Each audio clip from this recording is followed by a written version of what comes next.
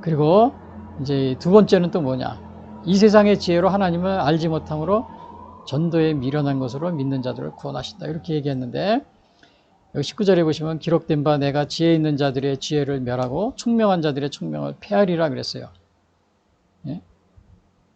그러니까 지혜 있는 사람들의 지혜가 어떻게 세상 지혜는 아무것도 아니라는 겁니다. 그래서 사도 바울도 자기는 이 세상의 지혜 자기가 알고 있는 배설물로 여겼다고 그랬잖아요.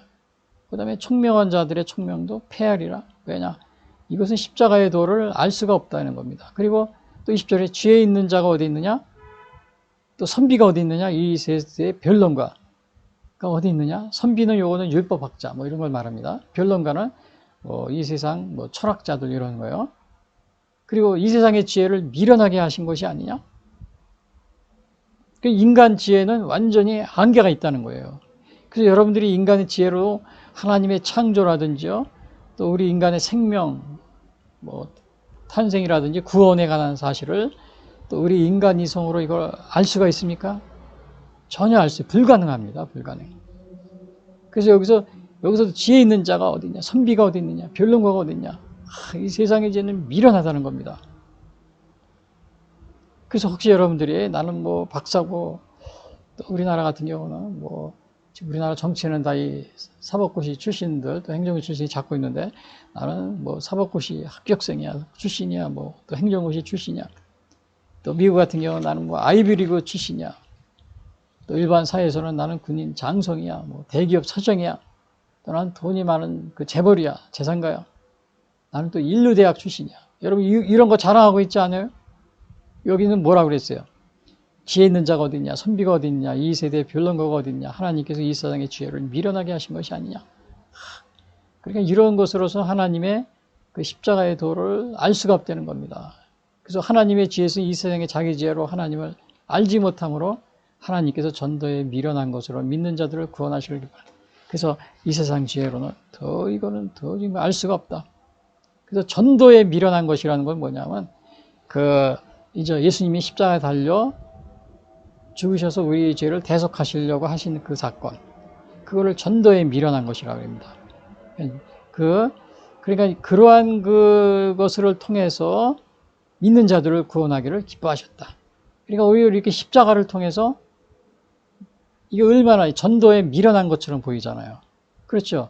이 미련한 것처럼 보이니까 세상의 사람들은 지혜 있는 자, 선비, 변론가 이런 사람이 못 알아보는 거, 이해를 못하는 겁니다. 그러나 이 세상의 이 지혜를 그래서 지혜 있다고 하지만은 이것이 우리에게 생명을 주고 구원을 주는 걸 모르니까 이 지혜가 미련하다는 겁니다. 이 지혜를 미련하게 했다는 거예요.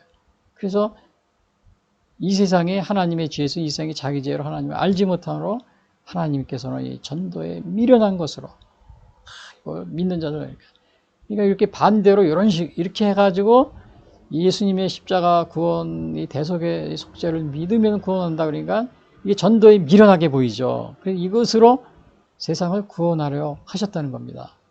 반대로요. 그걸 기뻐하셨다는 거죠.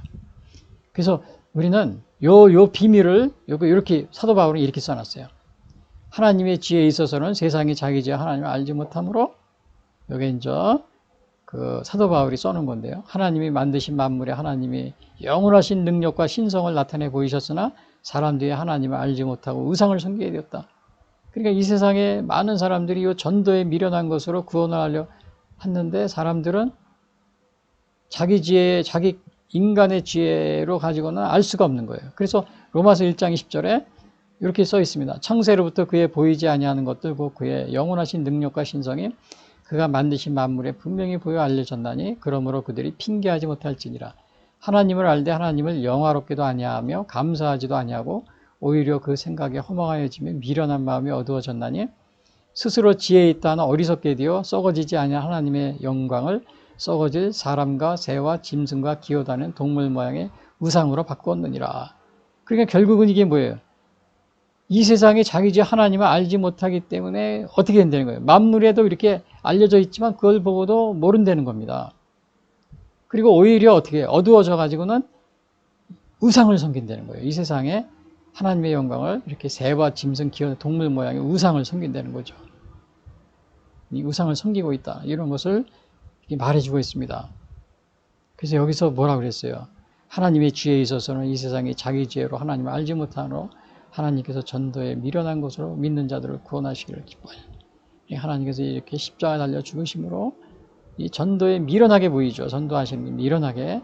이것으로서 구원하는, 이렇게 그런 것을 해주신 겁니다. 근데 사람들이 여기에 사도 바울이 얘기한 것처럼 마음이 어두워지고 만물에 다 하나님의 이것이 능력이 나타나 있지만 스스로 지혜 있다 하나 22절 로마서 1장에 스스로 지혜 있다 하나 어리석게 되어 오늘날 이 세상에 있는 사람들이 자기를 지혜 있다고 많이 생각하잖아요. 그러나 어리석업되는 겁니다. 그리고 이렇게 여기에 이렇게 능력이 하나님의 숨어 있는데 이거를 알 수가 없는 거예요. 그래서 이러한 그 하나님의 영광을 썩어질 사람의 새와 짐승과 기어다니는 동물 모양의 우상을 섬기는 거, 우상. 그래서 세상 사람들은 나는 지혜자라고 이렇게 하면서 예수님의 십자가의 도를 믿지 않고 그리고 우상을 섬기는 겁니다. 우상. 온갖 우상을 다 섬겨요.